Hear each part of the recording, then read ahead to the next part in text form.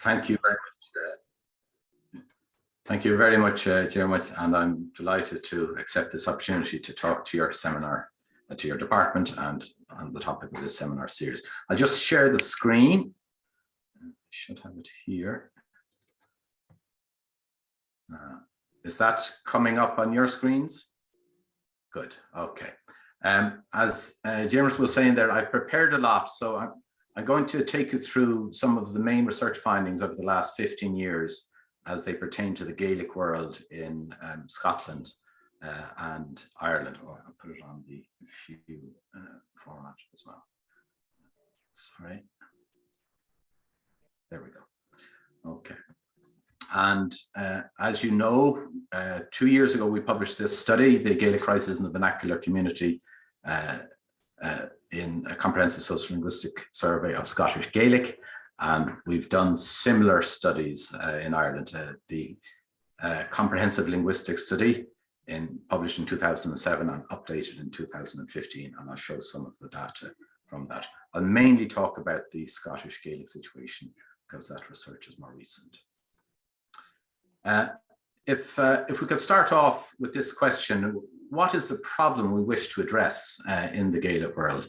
And I think there's some evidence that there's policy confusion, that we have emphasis on language promotion without sufficient priority being given to the issue of language protection, that the speaker community is much weaker than is assumed in official policy, and that language promotion is in an anemic societal relationship or engagement with the actuality of the speaker group.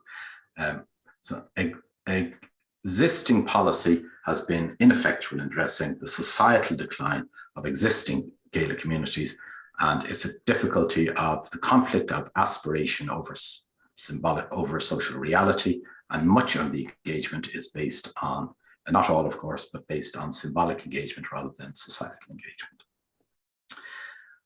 Also, a lot of the discussion about Gaelic affairs in both Ireland and Scotland is based on census data, but there is fairly strong evidence now to show that there is a reality gap, that the census offers a depiction, but it doesn't always offer an accurate analysis of the salience of the language. Or putting it very crudely, reported language ability in the census is not the same as being a speaker. Reported evidence on daily speakers, even out with the education system, is not the same as being an active speaker in a given community, and proportions of daily speakers in a district does not equate with a speaker community. So in other words, language data in the census is an optimistic portrayal of a language community, or as I put it there, the census is as good as it gets for minority language policy and planning. Okay, if we can look at some of the aspects of sociolinguistics with pertaining to the vernacular community in Ireland, and my analysis here goes back as far as the comprehensive linguistic study, which I mentioned earlier, published a government publication from 2007. And this shows the geographic extent of the administrative unit referred to as the Gaeltacht of the Irish-speaking regions in Ireland. For that study, we had data going back to the formation of the state. You see on the right of the screen there, the census, the yellow indicating the areas over 25% Irish speaking, at the red then 80%. And this was basically how they designated the official Gaeltacht from the 1920s. And you can see the contraction there to the present day, the 2007, which delineates three categories, the darker blue indicating the more intensely Irish-speaking areas. We had several other data sets available for this study. We could compare the census data with a governmental scheme called Scéim Labhairt na Gaeilge, or the Gaeltacht Family Grant Scheme, a small grant to families as recognition for speaking Irish to their children. It was basically a gateway scheme by which the government could gather data. I'll come back to that later. Our analysis of the census material when compared with our other data sets it seems to indicate that there is a sustainability threshold of around 2/3 of a community. In other words, if 2/3 of a community, given community, are not active speakers, it's very difficult to support the language as a communal language and resist the pressures towards language shift. The way the statistical method to find this out, we scored every area, 155 electoral divisions in the official Gaeltacht. We scored them according to a standardized incident ratio. That's the formula there. It's based on a series of equations on various linguistic and population data. I don't have time to go into it in detail. It's all explained in the Comprehensive Linguistic Study of 2007. However, if I can give you a visual, you'll see here at the top of the scale, this is the scoring. The blue diamond is the adult population, 19 plus, and then the red triangles, that's the youth, the 3 to 18 population. And even just taking a visual of it, you can see that only above 70% here, there seems to be a correspondence between the reported data for the adults and the reported data for the younger age cohort, thus indicating that there seems to be some divergence between adult language practice or language ability and the youth cohort. In other words, the youth cohort is probably indicating school activity or institutional activity rather than communal activity. If we can go back to the scoring system then, so putting all these variables into these series of equations, that gives you a standardized score by which you compare one area, one electoral division to another electoral division. And again, a visual on it, you look at the curve and you look for breaks in that curve and you try then to interpret what this means based on the scoring system. It's interesting when we compare this incident ratio scoring system with the data for ability. So the first one was the daily speakers of Irish in every electoral division across different age cohorts. There doesn't seem to be, this is the ability data in comparison now to the daily speaking data. There doesn't seem to be much range in the data from the weaker areas to the strongest areas, and there doesn't seem to be much variation. In other words, it's just gradual decline from one area to the next. So if we return then to the daily speaking data, taking it on the visual, there seems to be a break around 67. This scoring here corresponds to 67% of daily speakers of Irish in an electoral division. And there's another break here, the bottom of it. This refers to 44% of daily speakers. So the next task then is to try to interpret this. So when we look at it from a sociogeographic point of view then, you can see, taking the right here, the darker blue, the above 67% densities of daily Irish speakers. The question therefore is, why in the middle distribution of the data are there so few districts? You either seem to get category A, the top cohort, or the lighter blue category C. There's only, in the whole of the Gaeltacht regions for County Galway, there is one category B area on Ross in North Connemara, and that is a population of around 100 people. Generally in category B, we see two things, that they pertain to marginal geographic areas and the population tends to be low. Also, we can compare the categorical data, this category A, with the higher densities of, I mentioned before, the family grant scheme. And again, we see the same pattern. So we either have the dark blue, the higher percentages, higher densities in South and West Connemara, or the lower densities of yellows. Very little of the mid-range data occurring in this. So that's a visual then on what seems to be an all duck or no dinner approach to the sustainability of minority language use. Okay. I mentioned also that we had other surveys in this comprehensive linguistic study, and we did chapter 4 of this book was a social survey on teenager abilities, use, and attitudes towards Irish and their Gaelic identity. Category A above the 67%. You can see here, these are all variables of ability and practice across generations. The interesting one here is that even for category A, we asked them, if you look at the final item there, we asked the young people, what is the language you use with your peers, with your friends?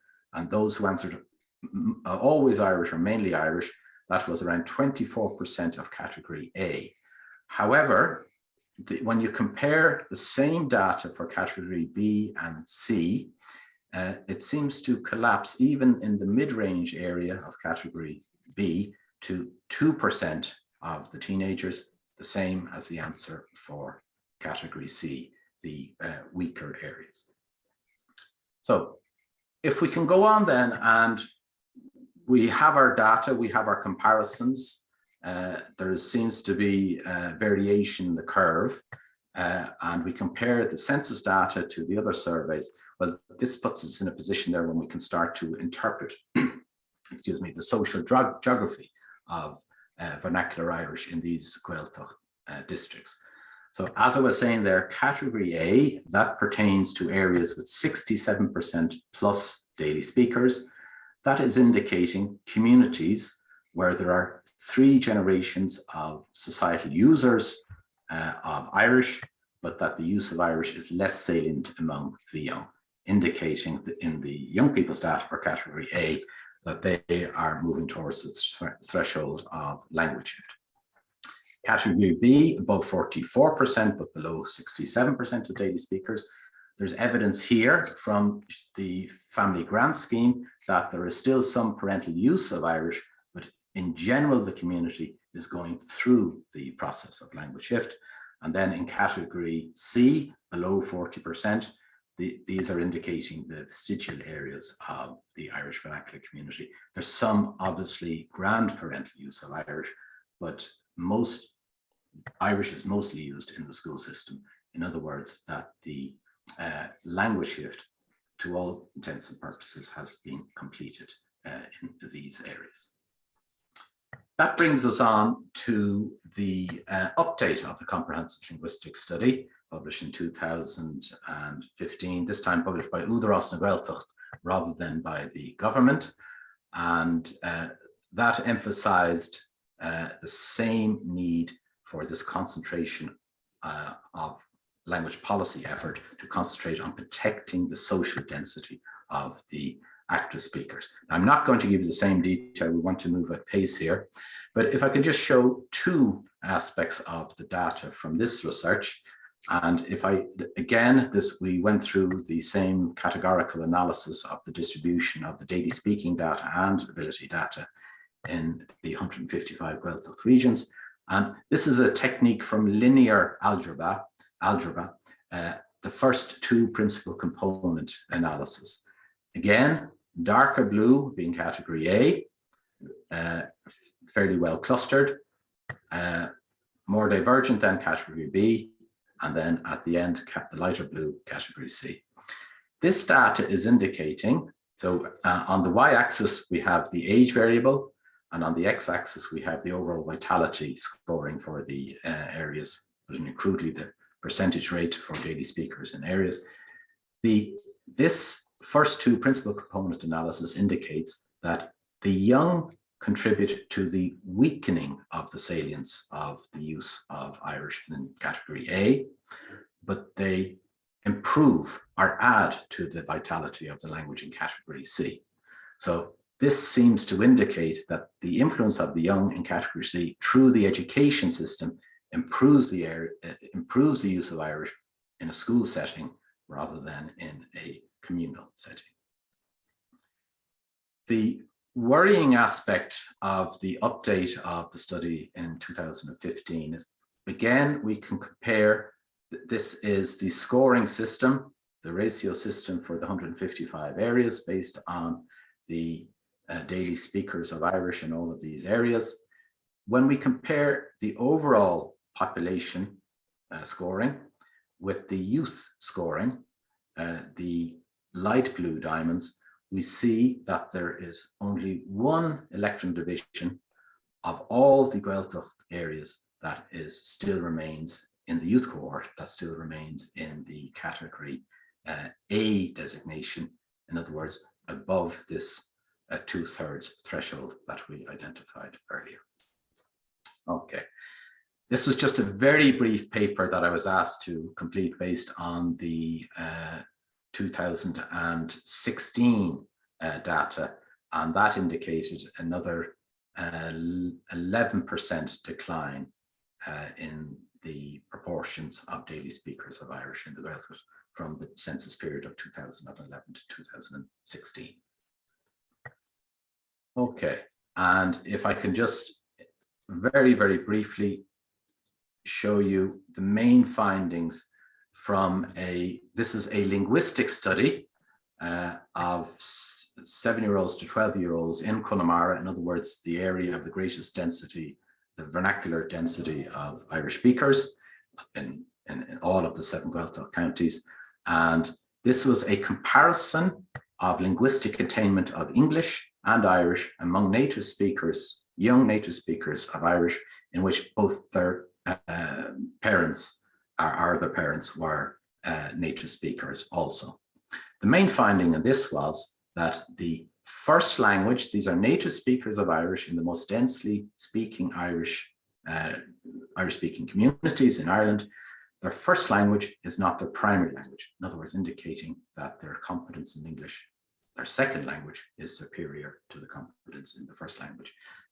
This is in keeping with other findings, Sabina Montrule, on the acquisition difficulties of minority bilingualism, where the bilingualism is introduced too early. This leads to reduced acquisition among minority language speakers.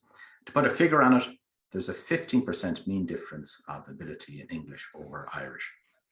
And then the main finding in the scoring system we had for different linguistic variables, these young people we surveyed, they have slighter, greater fluency in Irish, in other words, the rate they speak at, but their accuracy and their functionality in English was superior.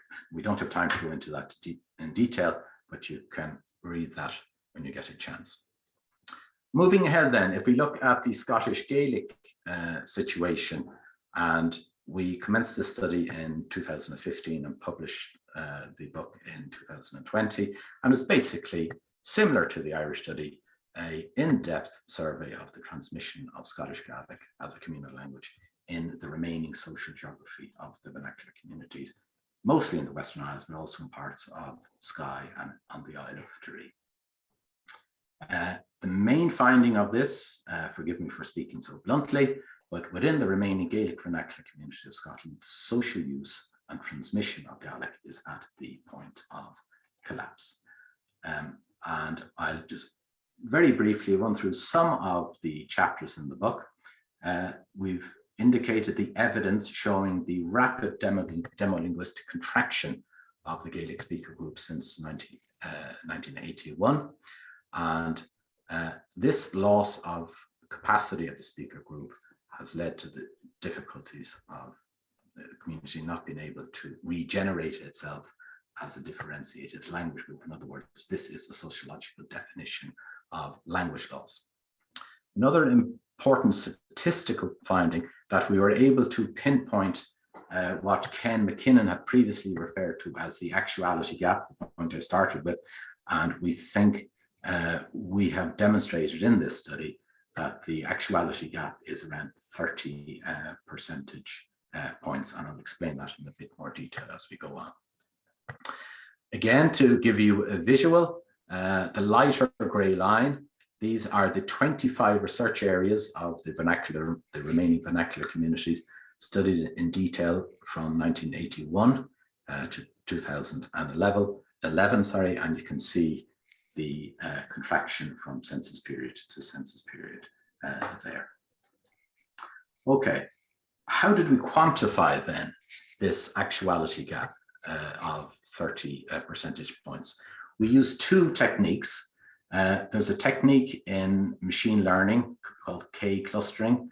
So this is a clustering of the sociogeographic distribution of the reported Gaelic ability over these 25 areas. In other words, you ask the computer to cluster these into what looks like meaningful statistical units. What is similar and what is dissimilar? And that gave us 3 areas. And then we were able to compare the individual data for Gaelic ability and household data. Household data being the closest variable to daily speakers of Irish as we use it in Ireland. Okay. We also have to remember, this is something we discuss in some detail in the book, that there are 9 possible competence profiles when people report Gaelic ability in the census. We don't have time to go through them all. You can refer to this in chapter 2 of the book. But this ranges from a full acquirer of native Gaelic, a school acquirer, and those people reporting Gaelic ability out of a sense of affinity or support for their group. Likewise, there are 10 possible profiles or permutations of what a Gaelic household actually means. Again, from all members speak Gaelic as primary means of communication with the competence of traditional acquisition of Gaelic. Other households, what I've highlighted in black there, adults have a competence in Gaelic but do not speak it in the home, and the children might have a school competence, for instance.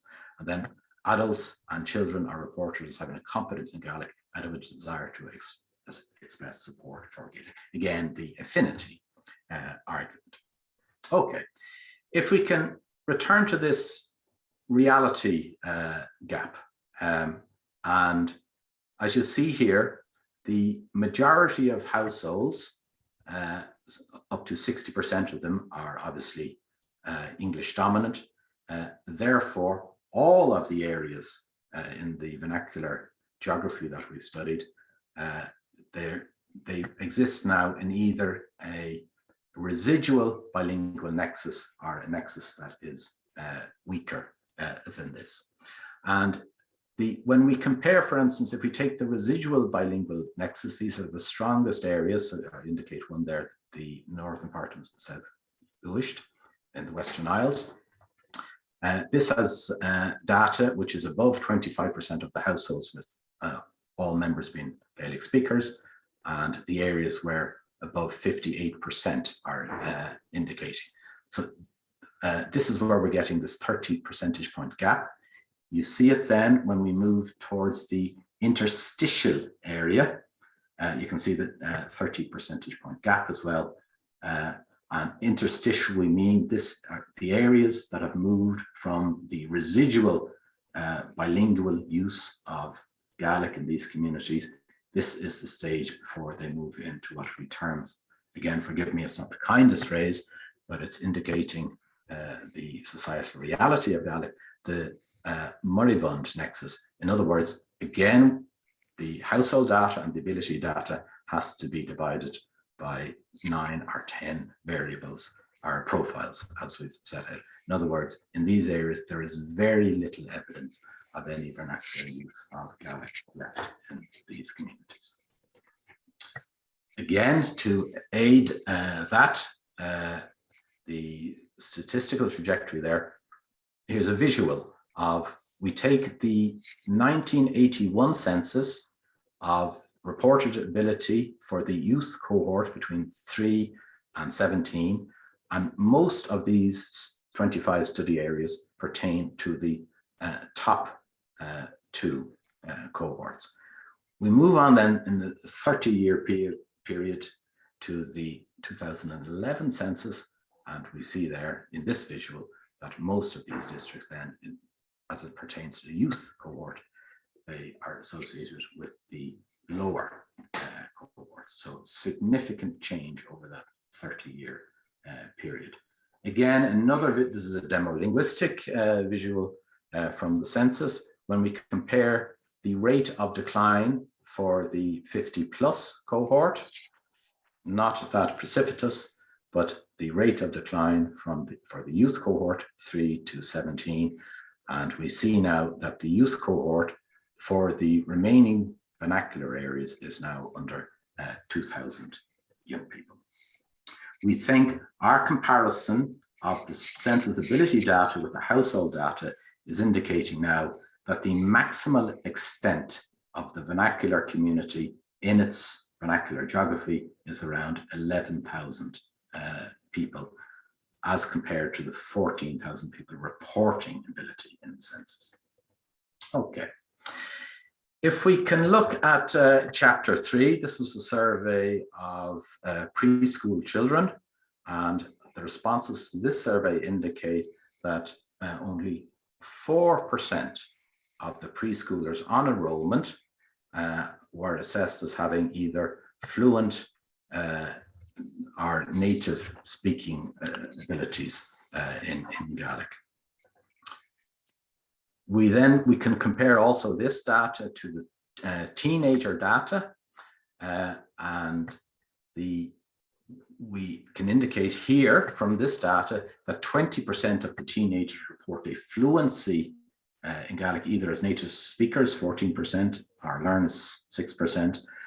However, when it comes to language practice, then only 1.3% of the teenagers report that they always or mainly speak Gaelic to their friends. So this is indicating the difficulty with sustaining the community when use is so low in the teenage cohort.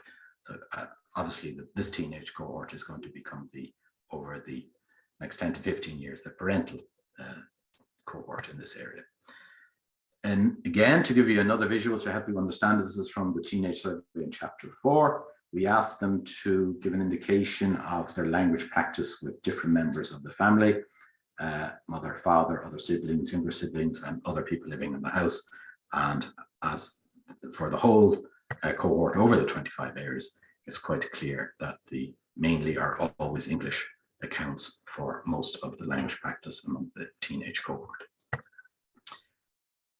We don't have time to go into this in detail, but as I was saying, because we have different data sets, we're able to compare data. There was a community survey, so we're able to compare data from those born before 1951 to the preschoolers, so the youngest cohort. And if you look at the modes of language practice, going from the oldest, older, middle, younger, youngest, so in other words, this is the older age cohorts down to the preschoolers, you can see the reduction over time, the predominant use of Gaelic, going back to those born before 1951, and now the predominant use of English for the preschoolers and the young. There seems also to be a mixed mode before the community switches over from dominant Gaelic to dominant English. There's also, in this is in chapter, you can see from the figure there, figure 5.28. There's also an interesting, I don't have time to talk about it today. We have an interesting diagram, again, based on the statistical data from the various surveys, showing the 60-year time span of language shift in the vernacular community, mostly in the Western Islands, as I've been saying. Okay, right. So now we have fairly in-depth data on the vernacular communities of Irish and Scottish Gaelic. And therefore, we're in a position now where we can develop a prognosis for Scottish Gaelic based on the existing dispensation, the civic promotion without vernacular protection. And I'm borrowing here from Louis-Jean Calvet, his important book published in English in 2006. And what's the position of Scottish Gaelic vernacular and the Irish vernacular community in comparison to other minority languages, or other languages, basically? He refers to this as the language ecosystem. And it's quite clear, based on current circumstances, on current trajectory, that Scottish Gaelic and Irish is going to be peripheral, non-vernacular secondary languages only existing with majoritarian sanction. Then the mode of acquisition, how is the ability in the language is acquired? And he has this phrase, programmed acquisition. Because of weak vernacular capacity, the only other option then becomes the school system. So it's programmed acquisition because of institutional policy. And then the direction of acquisition, and this will be vertical, downward, optional acquisition of a low status language with low normative capacity, the capacity to establish norms in society in weak densities, obviously. Okay, right. What are the policy concerns then? And we discuss this in detail in chapters 8 and 9 in the book. And we think there is an urgency now on making targeted efforts to prioritize maintaining existing communities, promoting the context for learners to form other networks, and that would happen in an overall social context of a sympathetic political and official intervention. However, this doesn't only pertain to the vernacular community. This refers to the Minority Language Commission with the conditions in late modernity as they apply to the smaller or the weaker minority languages. I think it's returning though to the Irish and the Scottish Gaelic scenario. I think we can fairly comfortably support this assertion that the status quo and sustaining native speaking communities in Ireland and Scotland is now incompatible. There's obvious ongoing ideological tensions between official aspiration for Gaelic and Irish simply because it's in an incoherent relationship with the societal reality of the existing speakers. And some of these issues then are camouflaged in what I refer to as banal postmodernist deconstruction of language shift. Some of the worst aspects of this are what I refer to as replacism. It's not too serious because the contraction in the native speaking group can be compensated by growing the numbers of learners in other contexts. And as the scholar from the Highlands, Gordon Cameron, he's referred to another syndrome of abandonism, that the language shift has gone too far at this stage. There's nothing else that could be done. Therefore, we just concentrate on schools and status planning for the language. In other words, build up the either-or argument between the vernacular or the learner networks. However, this refers back to the analysis of bilingual competence study with which I was involved, main author Thomas Peter Vary.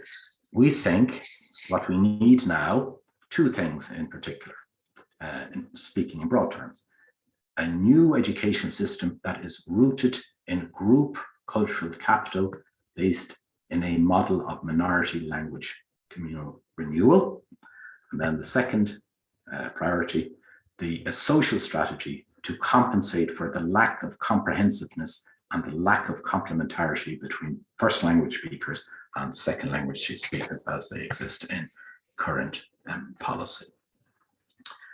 So the recommendation that we're making in the Scottish Gaelic study, the Gaelic crisis in the vernacular community, what we're suggesting now is that language promotion and language protection should be clearly delineated in this strategic effort, that revitalization, so promotion, in other words, the national effort to support Scottish, that should remain under the remit of Bord na Gaeleg. In other words, civil promotion, public visibility, the Gaelic profile of public bodies, status issues, corpus issues, media innovation, and the education sector, the expansion of the education sector in general.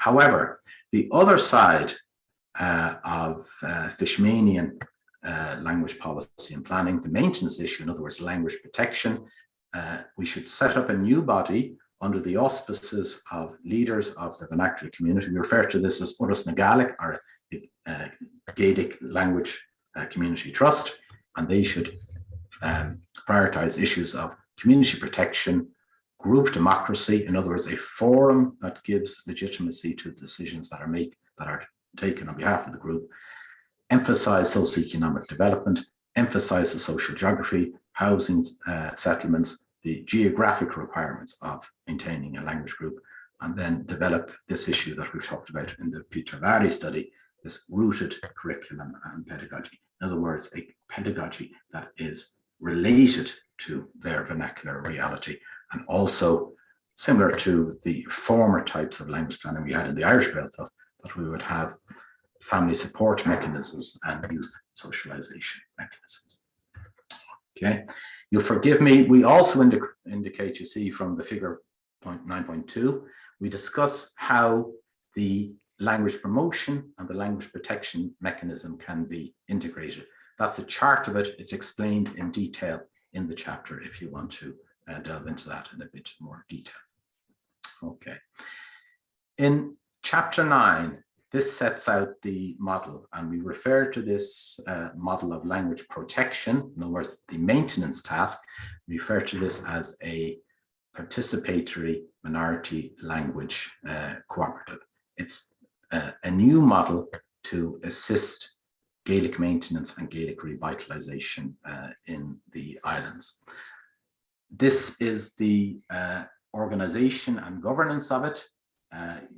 Again, I don't have time here to discuss it in detail. We can come to it in the questions if you wish, but this indicates clearly that we have to, because of the crisis and emergency situation, we have to refocus current efforts. We should set up a representative forum to give legitimacy to the activity, and then the trust system would need a board of directors and a professional executive to act on behalf of the speaker group, and they would obviously need the backup of advice and research support in what they're doing. And you can see here then the main aim of it then is both socioeconomic and sociolinguistic, integrating socioeconomic benefit of adhering or being a member of this community with the sociolinguistic aims of the trust. Okay.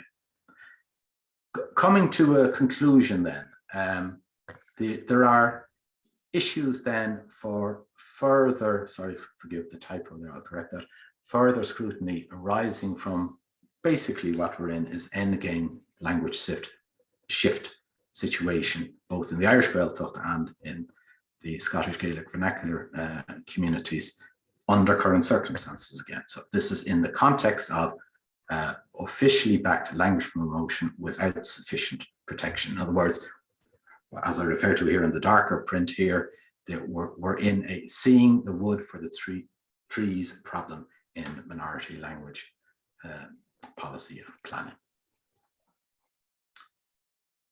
I would ask the question also, as most of the current dispensation for minority language promotion in Wales, Ireland and Scotland is derivative of thinking that was done in Canada beforehand.